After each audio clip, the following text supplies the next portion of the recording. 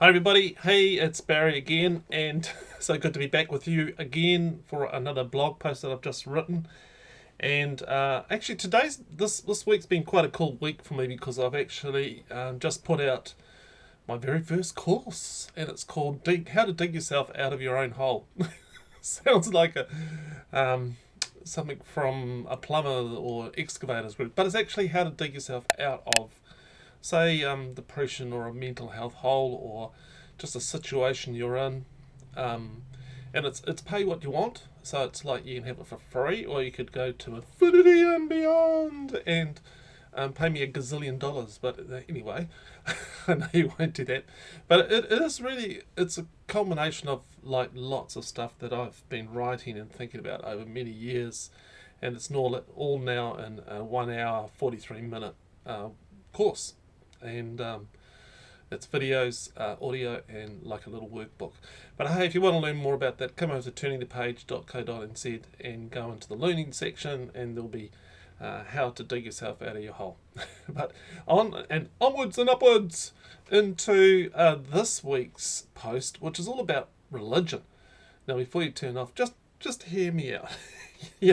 When you say the word religion, um, you'll get lots of reactions, don't you? It's like the word religion can be a springboard to thoughts of rules and regulations and rituals and commitments and vows, attendance at meetings, obedience, hierarchy, and people often wearing funny looking clothes.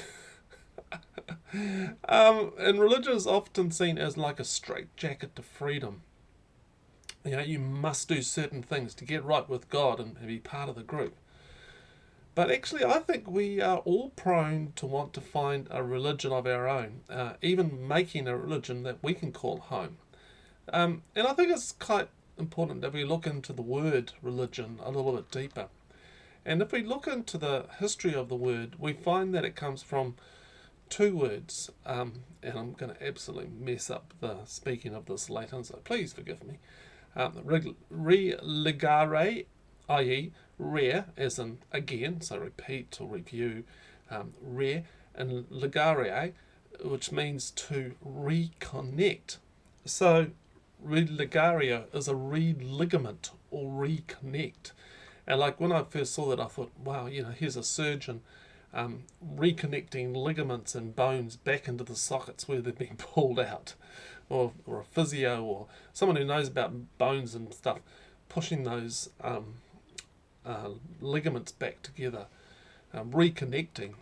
And so in religion, it's I think the meaning is more that there's a reconnection to something bigger than oneself, kind of like we've drifted or detached or disconnected, and we want to come home to the unity of something bigger than ourselves. There's also the thought of like a realignment, and recently I got 4 new tyres put on my ute, which was quite expensive, and they said, yeah, we'll realign the tyres too, so that they put it on the machine, made sure all the tyres were going exactly the same path, straight pathway. And so religion, in this meaning, offers like a realignment to a drifting soul as such, and here is the path, walk this path. It's like a compass to follow. And so, using all these definitions, I think we all actually have a religion, a method by which we can reconnect with something bigger than ourselves, something that kind of aligns us. And we may not be even conscious of it, but it will be there calling us back to a conformity, I suppose. It might be that sport you love. you know, you look at some of the sporting fans, and their sport is a religion, isn't it? You've got to say. Or it could be a personal philosophy, or a political party. Oh, political zealots. What about the religion of communism? Lenin would be rolling in his grave at the moment. Or capitalism. Yeah, there's a religion there. We all have a religion, but it may not be meeting in a building on a Sunday morning or afternoon or whatever. So, what can religion offer you? Well, I've got this sort of story that I've just been buzzing around in my brain a bit. And it was a busy neighbourhood. and there was cars and buses and trucks driving lots of the street, really fast and noisy and dangerous. But there was no place for the children to play, to have fun, explore, climb, kick a ball, fall out of a tree, whatever. Nowhere for lovers to walk and children to make friends. So the parents actually got together and found an empty area in the middle of their neighbourhood and petitioned the town council to create a park full of swings and jumps and climbing frames and a place for a lot of fun. And it was agreed. And the building began. Trees were planted and a water fountain was installed, flower gardens, picnic tables, park benches, climbing walls, poles to swing off, lots of green, grassy area. And this was a place where everybody could come and reconnect to the joy of play and fun. First kisses would be experienced there. Lifelong friendships would form. People would stretch out on the grass and enjoy the summer sun. But nearby was that really busy, dangerous road, and it was a huge risk for any child chasing a ball. So the council, what they did was they built a fence, and it was strong and sturdy and stopped any errant ball or flying frisbee. Bang, and the child would not be able to get in the danger zone. Everyone was safe while they stayed within the park's boundaries, within that fence line and inside the lines of love and respect. And I think religion in many ways offers the nuts and bolts and mesh of the fence line. We know the rules, the norms, the social conventions. For newcomers, it has to be taught. Look, in this park, we don't have drunken wild parties. It's not safe for the children. And we don't do drugs. If you want to do that, go to some other park. Sadly, though, that I have found, and many people have found it, that there are many people more interested in focusing on the fence line and the rule board at the entry gate than enjoying the relational benefits of the park. They may even form committees, committees, to ensure everybody knows the rules and the fence line is strong and robust. Look, I once had someone come to me wanting to point out the fence line. Pulled out his finger. The rules and the regulations. And when I suggested we talk about a Jesus story about the fence line, he wasn't interested. In fact, he said, I don't want to talk about Jesus, was his response. Now, when someone comes and says, I don't want to talk about Jesus, that's like a big, big waving red flag. And I'm like, oh, well, I actually don't really want to talk with you. Because I love Jesus. I don't like fence lines. The fence lines are good, but I want to talk about Jesus. I was inviting him to play on the Jesus climbing frame, and all he wanted to do was inspect the tightness of the mesh fence. His religious playground was small, black and white, and empty of life. His back was turned away from having relational fun, and he faced forward like a sergeant major, making sure the religious rules were kept and abided by. He was trapped in what Richard Rohr would call early stage religion. And Richard says early stage religion tends to focus on cleaning up, which is to say, determining who meets the requirements for moral behaviour and religious belief. And it's that early stage religion that gives religion a really bad rap. Who wants that? Sadly, many people stay stuck in early stage religion and never learn to dance in the summer sun and find that first enduring kiss of grace. Look, I want to be inside the park to make great friends, have fun and play. To be vulnerable, express love to others and feel the love coming back. Look, I can't tell you the number of passionate lovers in my park. I really can't, actually. Yes, I know there is a fence and some group norms, and it keeps us safe. But I want to know the friends in my playground first. Jesus, he was a rule breaker. You wouldn't think that, would you? Well, at least the rules set up by man to sort of codify what was right and wrong. And there's a story that Jesus was on one Sabbath, which was like a really holy day in the Jewish faith. And he was strolling, I love that word, strolling, with his disciples through a field of ripe grain. And hungry, the disciples were pulling off heads of grain and munching on them. You can imagine they're hungry, so grab some wheat, munching away. And then some Pharisees, these were the rule keepers, these were the fence watchers, these were the guys inspecting the paint on the fence line, reported them to Jesus. Your disciples is breaking the Sabbath rules. Now, what they were doing was basically harvesting wheat, which was considered as work, which was not to be done on the Sunday, or on the Saturday, on the Sabbath. And Jesus said to them, look, really? Really? Didn't you ever read what David and his companions did when they were hungry? How they entered the sanctuary, so that's like the real holy place, and ate fresh bread off the altar. Bread that no one but the priests were allowed to eat. Naughty David, he broke the rules. And didn't you ever read in God's law that priests carrying their temple duties break Sabbath rules all the time? And it's not held against them. Ah. Whew. And then he carries on and says, there is far more at stake here than religion. Okay? If you had any idea what the scripture meant, I prefer a flexible heart to an inflexible ritual. Whoa. Read that again. I prefer a flexible heart to an inflexible ritual. You wouldn't be nitpicking like this.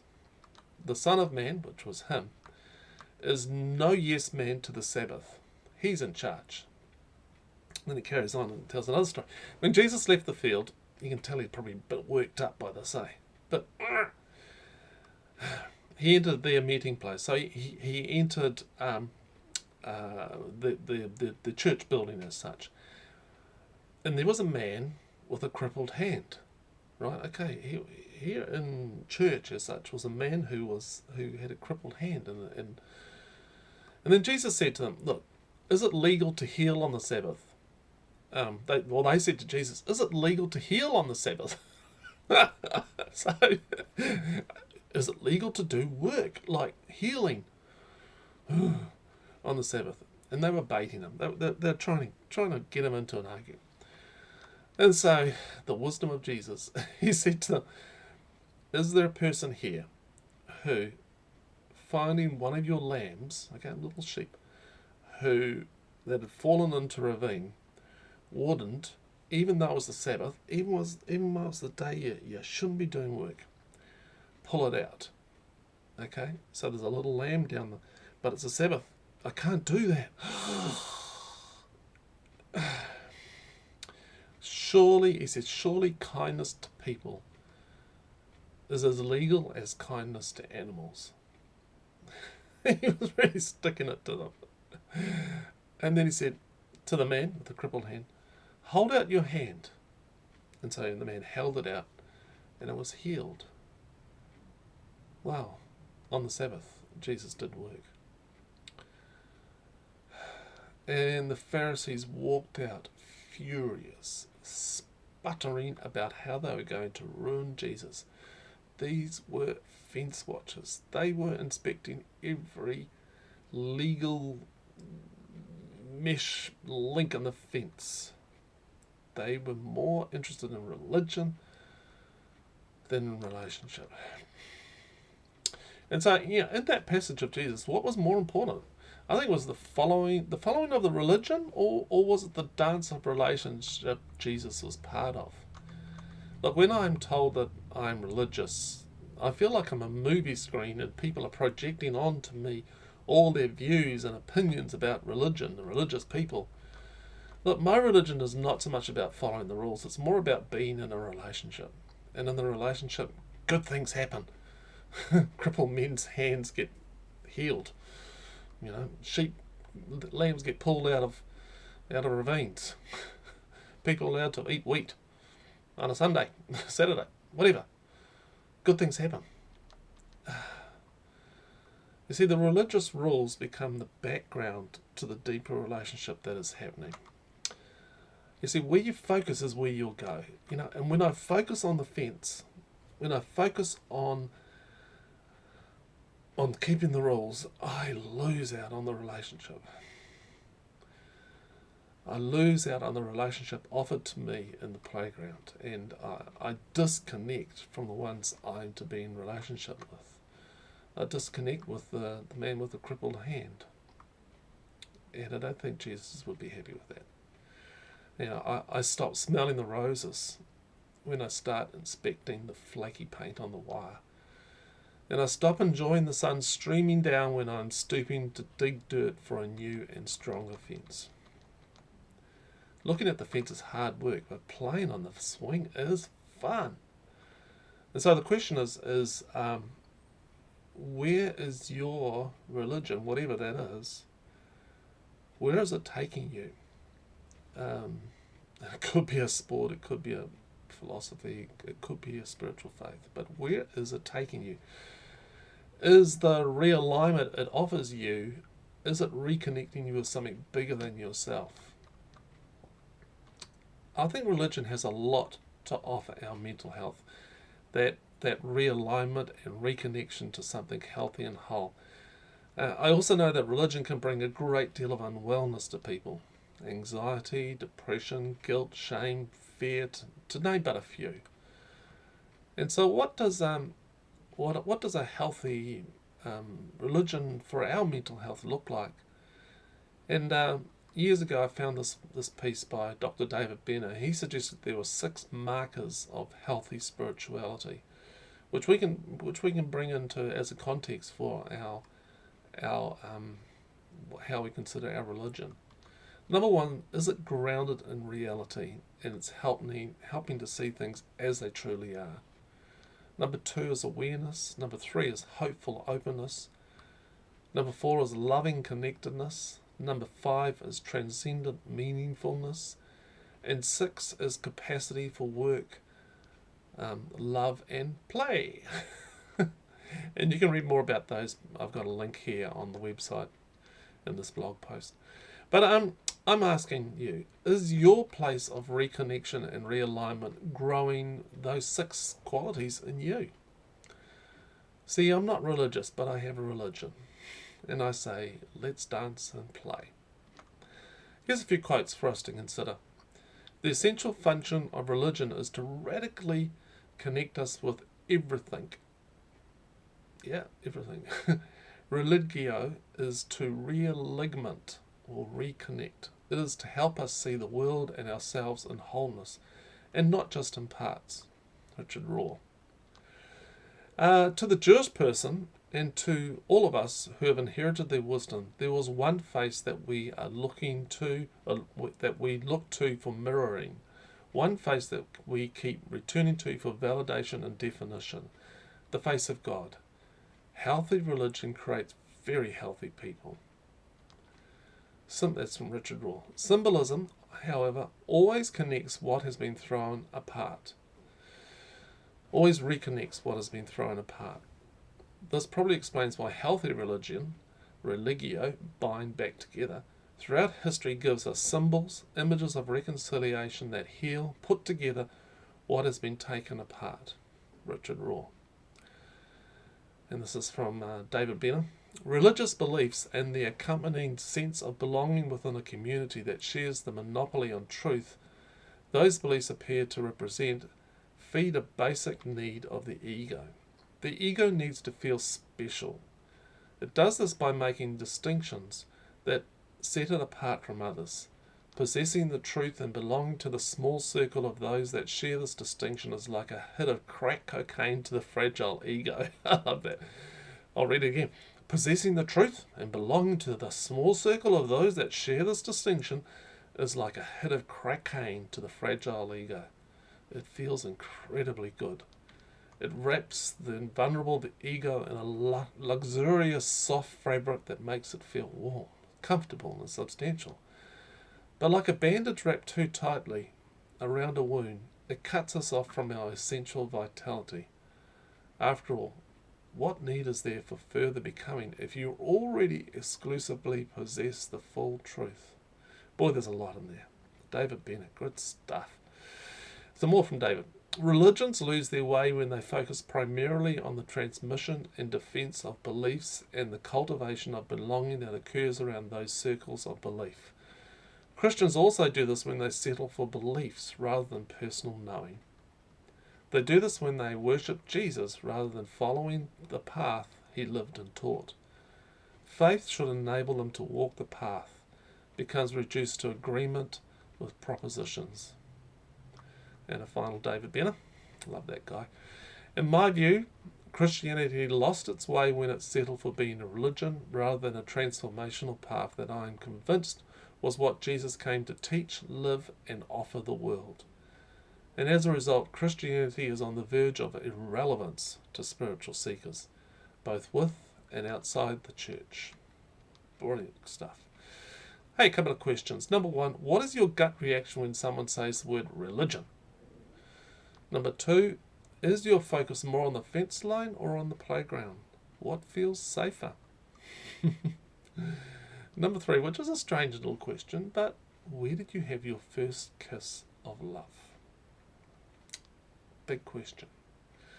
Hey, thanks for listening. Thanks for watching. Got any questions, any comments, fire me an email. I just love to hear from my readers and viewers and listeners and all those people. It's Barry at turningthepage.co.nz. If you want to support what I'm doing here, maybe a US dollar a month, that'd be great. You can do that. Come over to turningthepage.co.nz/support, and golly gee, you might just get something free. Okay. And help me a lot. All right. Okay, catch up with you next week. Okay, bye.